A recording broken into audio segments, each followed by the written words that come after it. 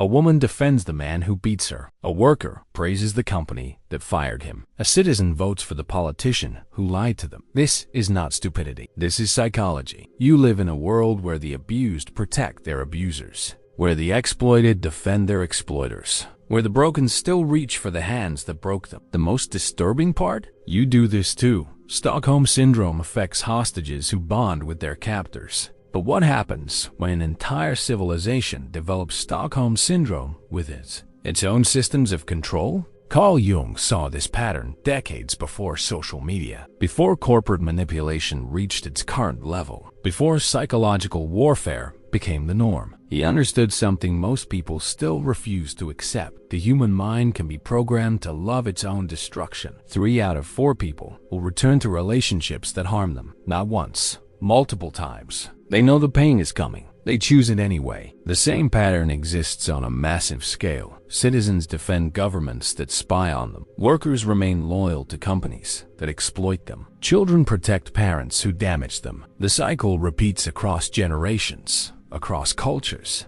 across all levels of society. Jung called this the shadow of human nature, the part of ourselves we refuse to see. The part that chooses familiar suffering over unknown freedom. The part that mistakes control for care, manipulation for love, dependency for security. Your brain was designed to survive, not to be happy. It chooses known danger over unknown safety. This survival mechanism made sense when humans lived in small tribes. Now it keeps you trapped in systems designed to harvest your energy, your attention, your very soul. The most successful predators do not attack their prey. They make their prey come to them. They make their prey defend them. They make their prey thank them. This video will show you how this works. How your mind was hijacked before you even knew you had one. How the people who broke you convinced you to want them back. How Jung understood this psychological trap and how you can escape it. But first, you need to see the cage you are living in. Most people never do. Every child looks up to their parents for survival. Food, shelter,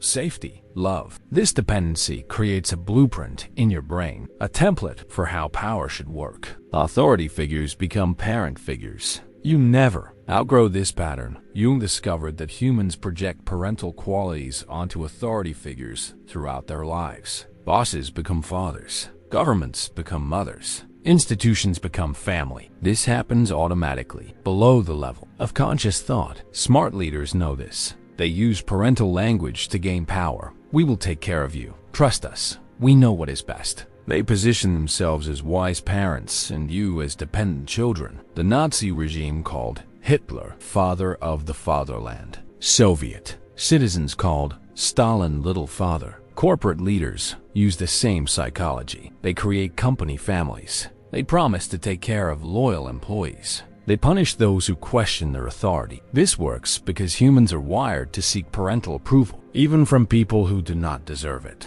especially from people who withhold it. Abusive parents create children who spend their lives seeking approval from other abusive authority figures. The pattern transfers from family to school to workplace to government. The faces change. The dynamic remains the same. Jung observed this in his patients. Adults who could not say no to harmful authority figures. People who sacrificed their own needs to please those in power. Individuals who felt guilty for questioning obvious lies. Modern research confirms Jung's observations. People who experienced childhood trauma are more likely to accept authoritarian leadership. They are more likely to defend systems that harm them. They are more likely to mistake control for protection. Social media algorithms exploit the same psychological mechanism. They provide intermittent reinforcement. Sometimes you get likes, comments, shares. Sometimes you do not. This creates addiction stronger than cocaine. Your brain treats the algorithm like an unpredictable parent,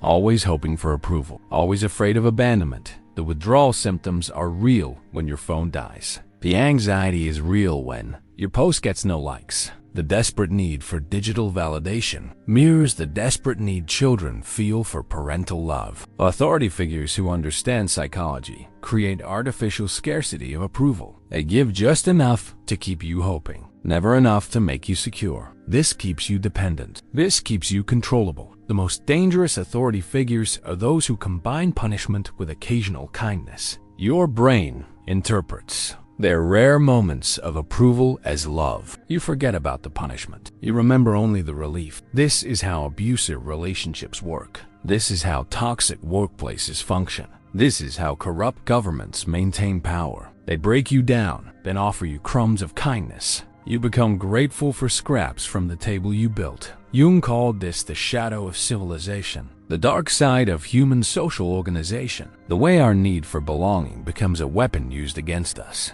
Inside every adult lives a child who never got the love they needed. This child makes your major life decisions. This child chooses your relationships. This child decides who you trust. Most people have no idea this is happening. Jung identified the wounded child as one of the most powerful forces in human psychology. This inner child carries all your early experiences of love, abandonment, approval, and rejection. These experiences create patterns that repeat throughout your entire life. Children who grow up walking on eggshells become adults who avoid conflict at all costs. Children who were praised only for performance become adults who cannot rest. Children who were told they were too much become adults who shrink themselves to fit into spaces too small for their souls. The wounded child inside you still believes that if you are good enough, quiet enough, productive enough, the people who hurt you will finally love you. This belief drives most of your behavior. This belief keeps you trapped. Advertisers know about your wounded child. They create ads that promise to heal old wounds.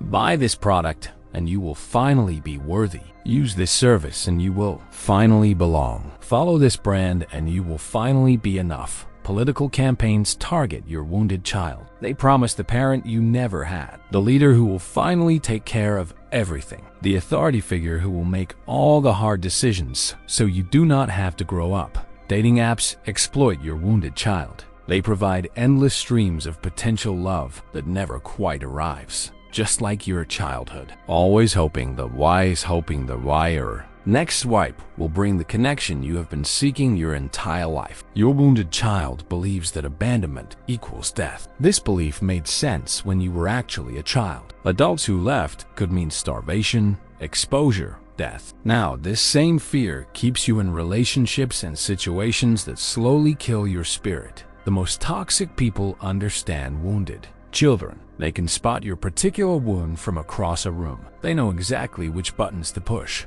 They know exactly what promises to make. They know exactly how much hope to give you before pulling it away. This is why you stay in jobs that drain you, why you maintain friendships that cost you more than they give you, why you support systems that benefit from your suffering. Your wounded child believes that leaving means dying alone. But here lies the trap Jung discovered. Healing your wounded child requires disappointing the people who benefit from keeping it wounded. It requires setting boundaries that make others angry. It requires choosing your own well-being over their comfort. Most people never take this step. They would rather stay wounded and connected than heal and be alone. They mistake trauma bonding for real love. They confuse familiar pain with safety. Your wounded child needs healing, not more wound. It needs boundaries, not more boundary violations. It needs unconditional self-acceptance, not conditional approval from others. The people who broke your wounded child cannot fix it. They have too much invested in keeping it broken. Jung discovered that humans share a deeper layer of mind beneath individual consciousness. He called this the collective unconscious. It contains patterns, images, and stories that appear across all cultures throughout history. These patterns shape how you think, feel, and behave in ways you never realize. Smart manipulators tap into these universal patterns. They use archetypal images to bypass your rational mind and speak directly to your deeper programming. They make you feel like their message comes from within your own soul, when it actually comes from their marketing department. The hero's journey appears in every culture's mythology. A chosen one leaves ordinary life, faces trials, gains power, returns transformed. Every political campaign uses this template. Every self-help guru follows this script. Every corporate leader positions themselves as the hero of their company's story. But they make you the audience, not the hero of your own life. Religious archetypes control entire populations. The wise father figure who knows all. The nurturing mother who forgives all. The rebellious child who must be disciplined. The faithful servant who must obey. These images live in your collective unconscious. They feel true even when they are used to manipulate you. Advertising agencies employ depth psychologists who study Jung's work. They create campaigns that trigger archetypal responses. The strong protector selling you insurance, the wise teacher selling you courses, the loving parent selling you food products. They speak to parts of your mind you did not know existed. Social media platforms use archetypal psychology to create addiction. The infinite scroll mimics the archetypal journey into the underworld. You descend deeper and deeper into content, losing track of time, losing connection to your real life. The algorithm becomes your guide through this digital underworld. Political movements exploit archetypal fears and desires. The promised land that lies just beyond the next election. The great enemy that threatens everything you love. The chosen, people who deserve special treatment. The apocalypse that only proper leadership can prevent. These are not new ideas. They are ancient patterns embedded in human consciousness. What is new is how systematically these patterns are exploited for profit and control. Brand loyalty operates on archetypal levels. People do not just buy Apple products. They join the tribe of creative rebels. They do not just drink Coca-Cola. They participate in the archetypal experience of shared happiness. They do not just wear Nike shoes. They embody the archetypal athlete, striving for excellence. Jung warned that when archetypal patterns are activated unconsciously, they possess people rather than serving them. You become the archetype instead of choosing how to express it. You lose yourself in collective patterns that were designed to serve life, not consume it. The most dangerous manipulation happens when your individual wounded child meets collective archetypal patterns. Your personal need for belonging combines with mass movements that promise identity and purpose. You surrender your individual development for collective identity. This is how ordinary people participate in extraordinary evil. Their personal wounds connect with collective shadows. They project their inner darkness onto chosen enemies. They surrender their conscience to archetypal authorities. But Jung also discovered that conscious relationship with archetypal patterns can liberate rather than imprison. When you recognize these patterns, you can choose how to express them. You can become the hero of your own life instead of a supporting character in someone else's story. If this resonates with you, if you are ready to see the patterns that control your life, subscribe and turn on notifications. The journey of consciousness requires community. Join others who are choosing awakening over sleep. You wear a mask in public. Jung called this mask the persona. It helps you navigate social situations, meet expectations, and avoid conflict. But what happens when you forget you are wearing a mask? What happens when the mask becomes more real than your face? Modern society rewards persona perfection over authentic expression. Social media platforms are persona factories. Everyone curates their image, filters their reality, performs their life for invisible audiences. The gap between who you are and who you pretend to be grows wider every day. Your persona started forming in childhood. Teachers rewarded certain behaviors and punished others. Parents showed love for acceptable traits and withdrew affection for unacceptable ones. You learned to hide parts of yourself that were not welcome. You learned to amplify parts that brought approval. This process is natural and necessary to some degree, but it becomes psychological imprisonment when you lose touch with the authentic self beneath the mask. When pleasing others becomes more important than knowing yourself. When external validation becomes your only source of worth. Corporations exploit persona psychology. They sell you products that maintain your social mask. The right clothes, cars, gadgets, experiences that signal your membership in desired social groups. They make money from your fear of social rejection. They profit from your disconnection from authentic self-worth. Professional environments often require such complete persona performance that people lose touch with their real preferences, values, and desires. They spend decades climbing ladders, leaning against walls they never chose. They optimize for metrics that mean nothing to their actual selves. The exhaustion you feel at the end of social interactions comes from persona maintenance. The energy required to monitor and adjust your presentation, to say the right things, to avoid revealing too much of your real thoughts and feelings. This exhaustion is a sign that your persona has become a prison. Dating becomes persona theater. Everyone performs idealized versions of themselves. Actual compatibility becomes impossible to assess because nobody is being real. Relationships fail because they were built on masks talking to masks, not souls connecting with souls. Jung observed that people often develop more authentic relationships with their therapist than with their families or friends. Therapy provides rare permission to drop the persona, to explore thoughts and feelings that are not socially acceptable. This is why therapy can feel so relieving and so terrifying. The most tragic persona prisons are built around trauma responses. People who were punished for showing emotion develop personas of constant positivity. People who were rejected for their needs develop personas of complete self-sufficiency. Their personas protect them from further harm, but also prevent them from experiencing genuine love. Social movements can become collective persona prisons. Members must perform ideological purity. They must suppress doubts, questions, or competing loyalties. The movement becomes another form of parental authority, demanding conformity in exchange for belonging. But Jung also discovered that conscious persona work leads to freedom. When you recognize that your social masks are tools rather than identity,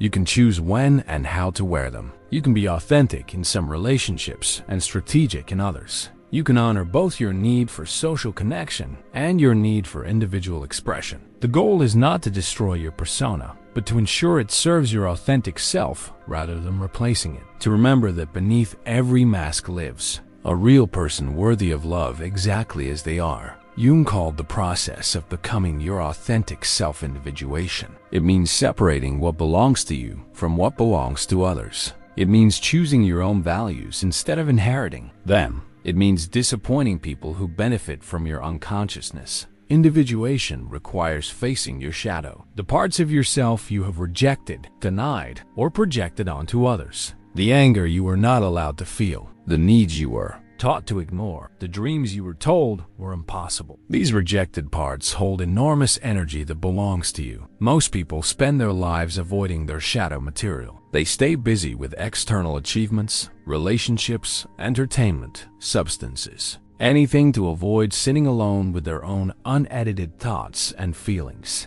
But the shadow does not disappear. It influences your choices from the darkness. The individuation process begins when you start paying attention to your projections. The qualities you hate in others often reflect rejected aspects of yourself. The people who trigger your strongest reactions carry information about your shadow. They show you what you refuse to own about yourself. This work is not comfortable. It requires admitting that you are not who you thought you were. It requires taking responsibility for patterns you preferred to blame on others. It requires grieving the loss of comfortable illusions about yourself and your life, but it also brings incredible freedom. When you own your shadow, other people lose the power to trigger you by embodying. When you accept your own contradictions, you stop demanding perfection from others. When you face your own darkness, you stop projecting it onto chosen enemies. Individuation means developing your own relationship with meaning, purpose, and values.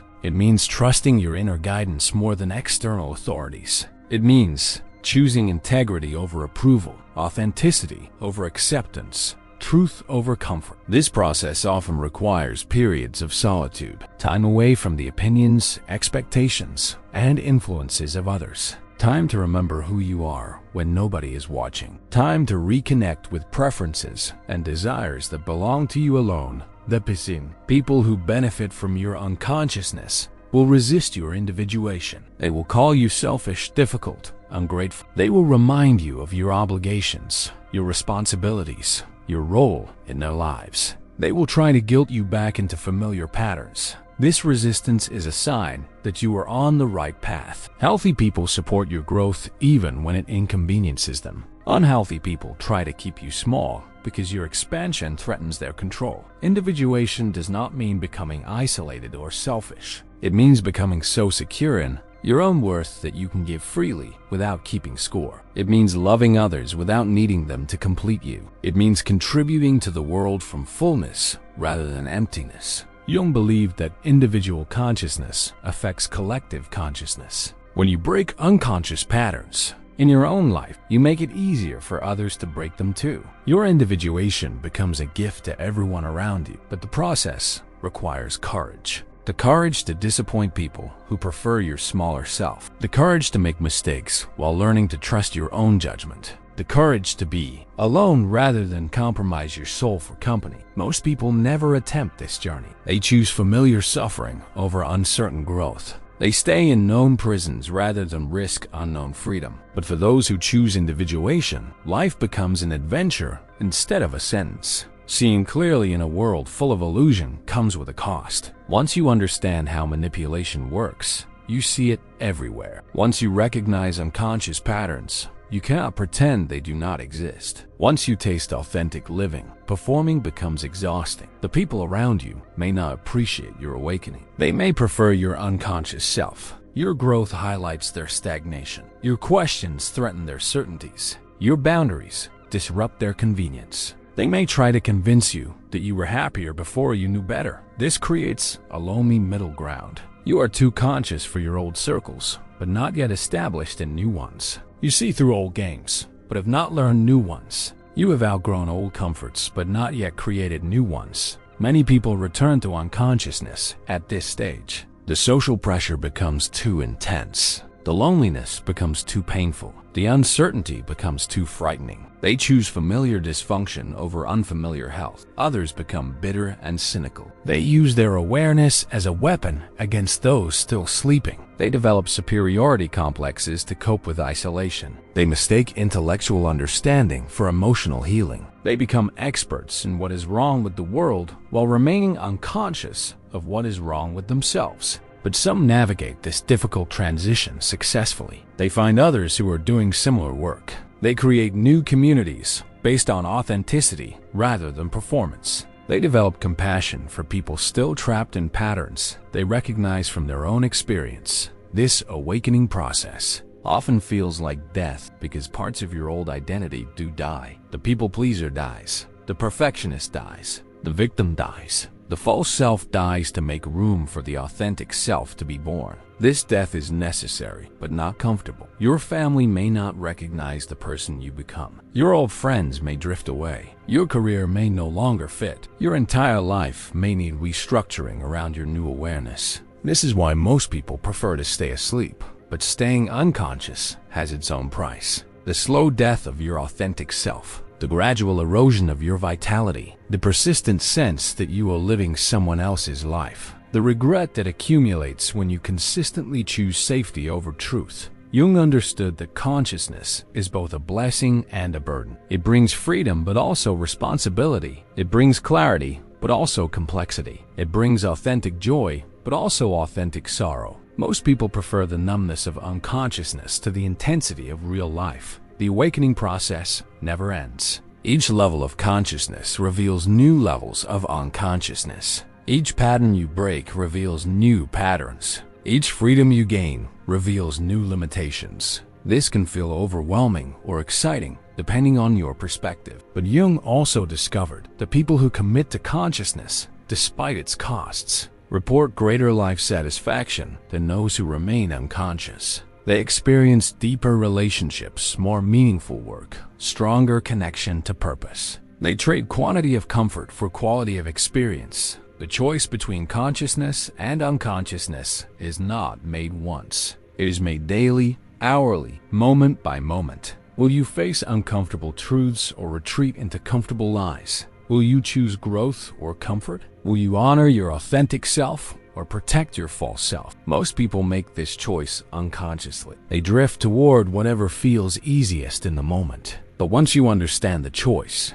you cannot make it unconsciously anymore. This awareness itself is both the burden and the gift of awakening. If these insights are helping you see your own patterns more clearly, share this video with someone who needs to hear this message. Your sharing might be the catalyst for their awakening. Click that like button if you are choosing consciousness over comfort. Every generation faces a choice between consciousness and unconsciousness, between repeating old patterns or creating new ones, between serving life or serving death. Your choice matters more than you realize. Individual consciousness affects collective consciousness. When you break unconscious patterns in your own life, you weaken those patterns in the collective field. When you choose authenticity over performance, you make it easier for others to make the same choice. When you refuse to participate in collective delusions, you help others wake up from them. History shows us individuals whose consciousness changed the trajectory of human development. People who refused to accept things as they were. People who chose truth over comfort,